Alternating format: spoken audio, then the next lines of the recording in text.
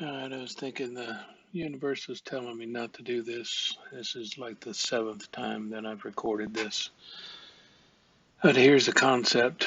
I think it's because Microsoft wants to upload bloody updates, what it is. Um, Here's a concept. Changing dresser slash changing, baby changing table.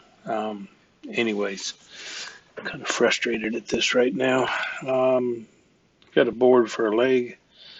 Put a half lap at the top, put a mortise in the bottom or along the sides so that I could add a stretcher rail, whatever you want to call it. Has a mortise on both ends. Sorry, it has a tenon on both ends that go into the mortise. Put a mortise in the bottom or in the top of it so that I can put in a support in the center. This one shows a rabbet that I could slide a panel into.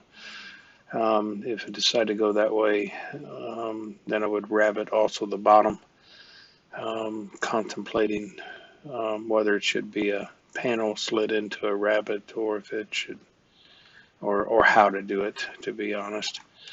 Let's throw the rest of the structure in here. So this shows, three drawers on each side.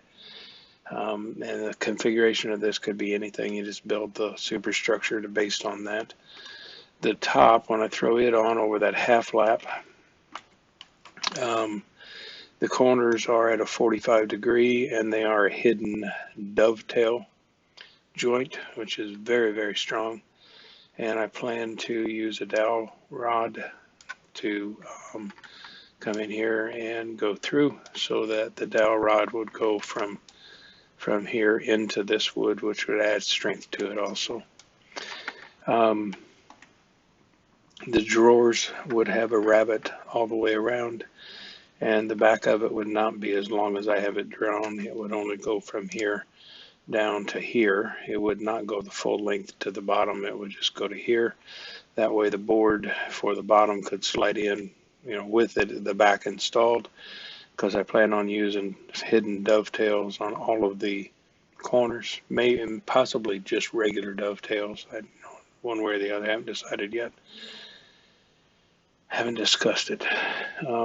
But anyways, the backboard would be shorter. That way the board for the bottom 1/4 inch could just be slid in after the box is built. And then it could be brad nailed to the back. Then if need be, something happens to the bottom, you could remove the brad nails, slide the board out, slide a new board in, brad nail it back in, and voila, you have brand new floor or drawer bottom. Let's slide that back in, put the rest of them in. So it's right now it's 3 and 3. It could be 3 on the left, 3 shelves in the center, 3 drawers on the right. It could be 3 shelves on the left, 3 drawers on the right, or vice versa. It could be just shelves. Can make this any way, but this is the concept. Also not thinking about the fronts. Put a panel on attached to the drawer, to the face of the drawer, which would give kind of this look, and then it would be continued around on the side. The top would also have it. The disadvantage of this, while it's sturdy and the drawers can be, or the faces can be attached from the inside, giving a very pristine or clean look on the outside. You do lose about a 1/2 inch of space because this board is a 1/2 inch. I guess it could be a 1/4. These are 1/2 inch. Again, it could be a 1/4. 1/2 inch I think would work better, but it doesn't matter. When closed, it would look like this. You can bump it. You just push it a little bit, and when you let go, it will pop out 2 or 3 inches. You can grab your hand and open it up, get inside very easy. They're called bump and soft close, meaning when you want to close it, you just push the front of it a little bit and let go, and it will slide forward and slide backwards, I guess, and self-close when it gets within the distance of the mechanism. It'll just automatically close itself. The top of it sitting on dowel rods, glued and potentially, I don't really want to screw it because the wood needs to move with humidity. But the top, I'm thinking more of a breadboard design, which may not lend itself to this panel look. It may be better to have a flat panel here instead of a raised panel, instead of this beveled edge, to have just a square, just a regular square drawer that goes in flush with the face of the dividers. Or change the top. Single board instead of glued up boards. A lot of things it could do there. That would be basically the dresser structure. For the changing table portion of it, and add a ring around the top that overhangs by 1/2 inch. And the only downside to this that I see is that it will move in this direction. But that's, I think it, with the overhang, with only the one side, and I could actually put, Velcro or something, or even a screw or a nail or a dowel rod, or cut a channel. I just wanted to leave the top pristine, and just put this on without really attaching it. For 2 reasons. That way, right-handers, sometimes they like to hold things with the right hand, use the left hand to pick stuff up.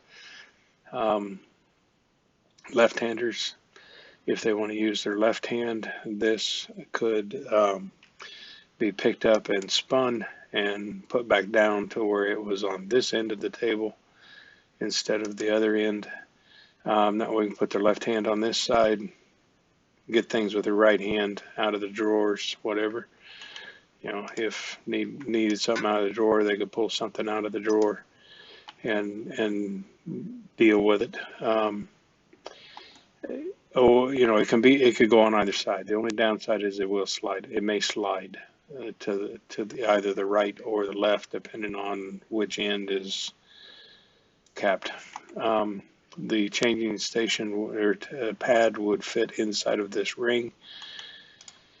And if wanted, we could add a small box, mitered dove, hidden dove joints, wrap it on the bottom, make a box, make a small tray, put in powders, creams, couple of diapers, wet wipe pack, that type of thing that are easy access. And again, they can be on the left or the right, or it can be left out, and a small table table lamp could be placed there to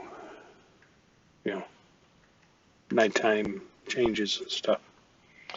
So that's the concept.